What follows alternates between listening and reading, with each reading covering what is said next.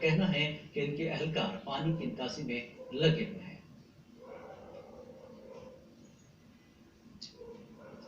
DC Anantnag ने जिले के कई इलाकों का दौरा किया और मौसमी खराबी की वजह से पैदा शुदा सूरत हाल का जायजा लिया।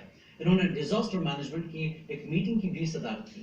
डीसी ने मौजूदा सूरत हाल के चलते लोगों की जान माल का तहफ्फुज यकीनी बनाने के लिए हंगामी इकदाम उठाने की हिदायत दी। डीसी ने कहा कि इंतजामिया किसी भी तरह की सूरत हाल से निपटने के लिए तैयार है। इंतजामिया ने दरियाओं के उर्द गिर्द रिहायश पजीर लोगों से एहतियात बरतने की हिदायत दी है। जिले में इमरजेंसी